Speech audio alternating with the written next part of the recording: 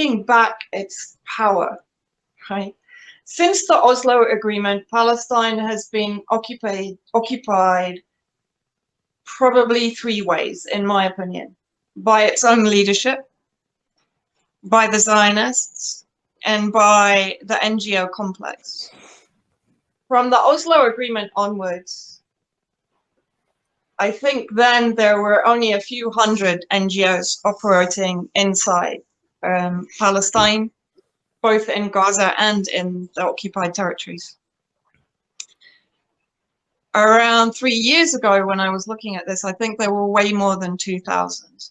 And those NGOs, which are not, of course, NGOs, they are funded by Western governments that are in bed with the Zionist entity. And those NGOs have effectively declawed the resistance since the Oslo Agreement and disempowered the resistance, co-opted the resistance into Western-run organizations, right? And so what people here see as the uprising that should have happened a long time ago. And so people here are standing in solidarity completely with what is now happening in the occupied territories against the Zionist entity. And I put something out on Twitter to this effect. And the one thing that I really, really can't handle is when people say, not really to me, they're saying it to the Palestinian resistance. Yeah, but, you know, peaceful protest is the way forward.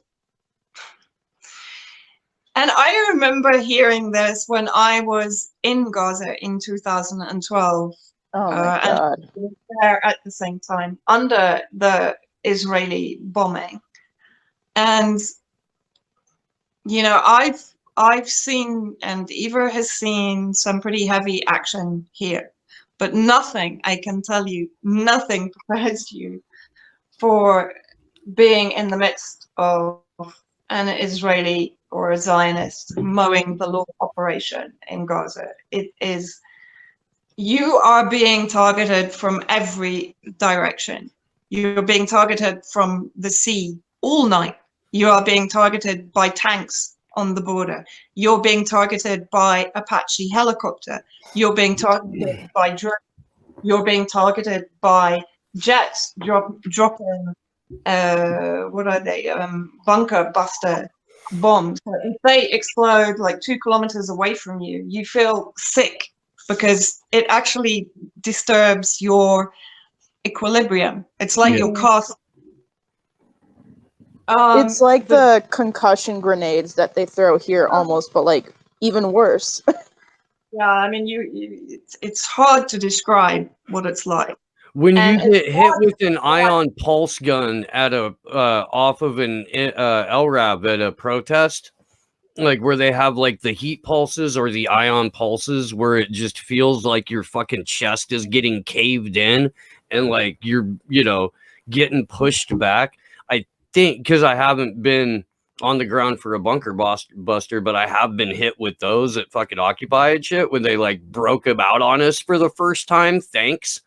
That's like the closest I've experienced, but I've had, you know, people with the friends of mine who have been in the military who've been like on the ground when shit like that has happened too. And yeah, it was their team that was dropping it, but they still felt the effects of it.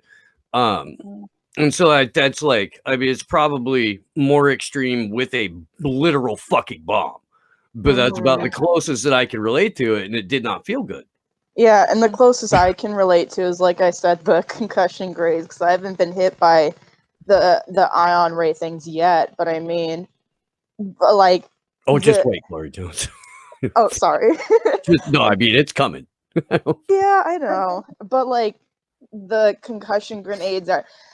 It sucks because even a lot of people don't know what the rays feel like, but that's the closest I can describe it is by calling them concussion grenades. Like it drops and you just feel so rattled and shaken and yeah, like magnify that feeling, I guess. But yeah. but yeah, and you know, then you have people telling you that, well, yeah, but you know, the only way forward is by peaceful protest. Look, That's been I remember tried. somebody messaging me when I was in Gaza and saying, you know, why don't they just march peacefully in the streets? Bruh. Like, you know, look, pacifism is a Western privilege, right? I think since World War II, the West has not really been threatened to the point where their kids are going to be murdered in front of them. Their wives and sisters and mothers are going to be raped and executed. And I'm talking also, this has happened in Syria. You know, at a certain point, resistance is an obligation. And this is what I'm saying. You know, a lot of the Palestinian, pro-Palestine movements, with all the best intentions in the world, have effectively also moved away from armed resistance. And believe you me, armed resistance is the only thing, it's the only language that the Zionist entity speaks, right? I was in Gaza when they came on the ground into Shujaiya after they had completely obliterated it from the air. Within hours, they were running for their lives because the Palestinian resistance.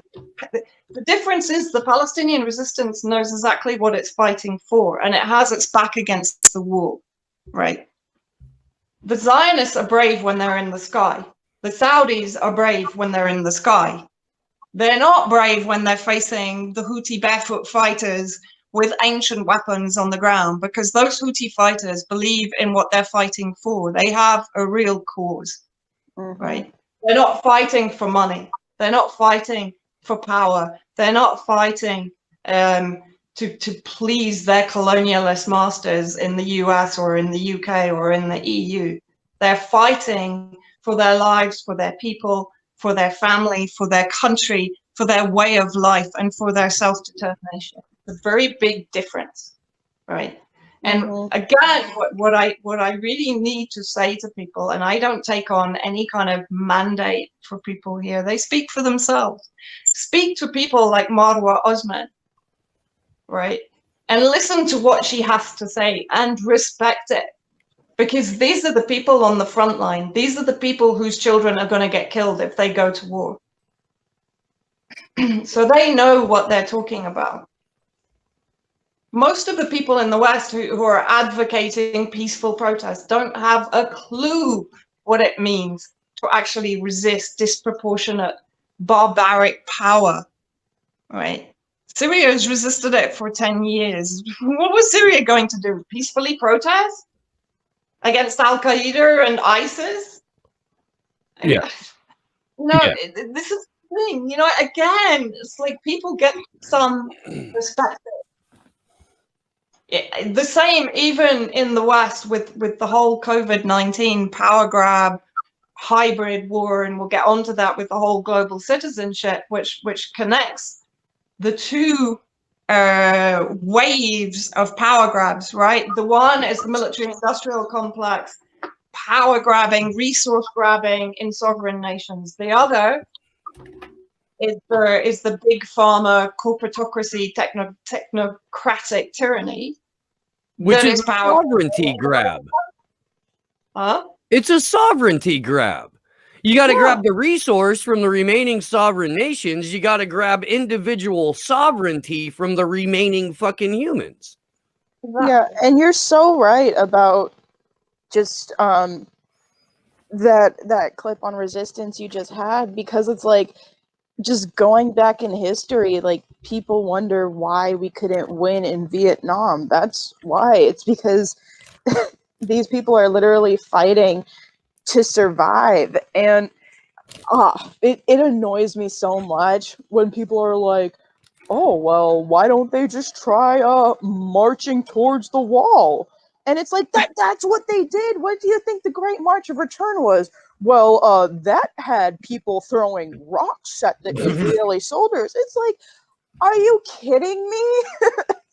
All right, let me give you, okay, let me explain something. Like, when you go to the wall in Gaza,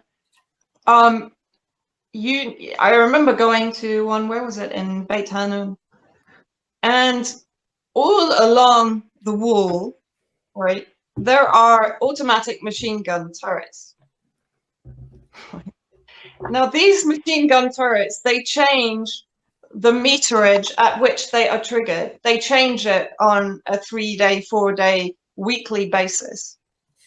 So it never remains, for example, at 2 meters. So if you cross the 2 meters, you get shot. They might change it to 5 meters, 10 meters, 1 meter, 6 meters, right? So the Palestinians in Gaza never know when, if they approach the wall, and you know, the farmland goes right up to that wall. Yeah. So farmers can be working in their fields. They can be legitimately taking care of their own land and be shot, right? And beyond the gun turrets, of course, there are, if they see you getting close to that area of the gun turrets and the wall, then, you know, the armored vehicles pile in as well, right? So the thing is that for what people need to understand is, for the Zionist entity, for ISIS terrorists, for Al-Qaeda terrorists, for Ar-al-Sham, Jaish al-Islam, whatever rebranding bullshit you want to kind of bring into this, in the minds of these mercenaries, in the minds of these absolutely depraved, satanic murderers in Syria, many of them high on drugs like Captagon. In Israel, the Zionists are high on power, right? High on the belief that they are the exceptionalist nation, the chosen people, etc., right? They are, the settlers in Israel are ISIS. They're the Zionist version of ISIS. There's a good reason that Israel has been funding the extremist terrorist groups inside Syria, because they collaborate and they reflect each other. They're the same. So in this kind of mentality, what they see when they see people marching peacefully towards them is, great, we can kill off another whole lot of them and say that they were throwing rocks, or say that they were being aggressive, because nobody's going to give a shit in the West. The UN will do nothing. The UN is a completely toothless organization under the control of the permanent members of the Security Council. That is France, UK, and the US, right? It's an extension of US imperialism, read Israeli colonialism, right? So let's please stop with this kind of peaceful protest shit and actually stand in solidarity with the people that are trying to take back what is rightfully theirs, or at least to protect their dignity, their culture, their heritage, their history, their land, their belongings. They have a right to do that under international law. International law says they are entitled to do that. So please don't try and suppress it by saying, why don't they protest peacefully? They don't have that choice. They don't have the same choice that we have at the moment in the West, but we're losing it and we're not seeing it. Every time we try to protest peacefully, they roll tanks in too. Yeah. And it's like something I remember before the bombing started, right, there were two things. They assassinated a member of Hamas, and there were people attending a funeral. They opened fire on the mourners at the funeral before the 2012 bombing. And I was there when they shot Hamid Abu Daga, a 13-year-old boy who was playing football outside his house in, I can't remember the area where he was. And they basically flew in and targeted him with helicopters and tanks, right? So these are the people, he was playing football peacefully. Right? They still shot him. In the minds of these people, you're dealing with psychopaths. Yeah. Right? And psychopaths that want nothing better than to kill off all Palestinians, or here to kill off all people supporting the Syrian government, or standing in the way of an Islamist regime backed by the US, UK, EU, Israel, Qatar, Turkey, Saudi Arabia. Yeah, and The I mean something amazing about about Palestinians and Syrians and Yemenis is they will always be the first people to stand in solidarity with the struggle of Black and brown people here in the US. Like, I remember last summer when we were protesting at the sheriff's station in South Central, getting like lit up every day with all kinds of gas and rubber bullets. I saw the same two people there every day and for weeks before as well, you know, wearing their keffiyeh, holding the sign that said Palestinians for Black Lives. And that support extended all the way into Palestine too. And here you have co-opted organizations here being too afraid and too spineless and again too co-opted to extend that solidarity back to them without saying, oh, Palestinians peacefully protesting the evictions or some whitewashed language like that. Like, no, we just need to take the Western lens off and support them and stand in solidarity because, like, Palestinians and Syrians and, like, Yemenis were protesting for Palestine despite the fact that they're in the midst of the worst humanitarian crisis. Like, the West, the West doesn't do that. And it's amazing to me that people there do it. It is, and I give them, and I love them so much for it. And like, seriously, like, I don't know how many of y'all are watching this, but like, thank you so much for doing that. Even though that same solidarity from the West is never extended, almost never extended, very rarely extended. Well, I think in Yemen, you know, people get involved when their humanitarian reflex is kicked, right? But they don't understand the importance of at least passively supporting the armed resistance. You know, I get it even from people from the region, but people from the region who've lived in the West for the majority of their life, who kind of lecture me on, oh, don't share a photo of a Yemeni fighter.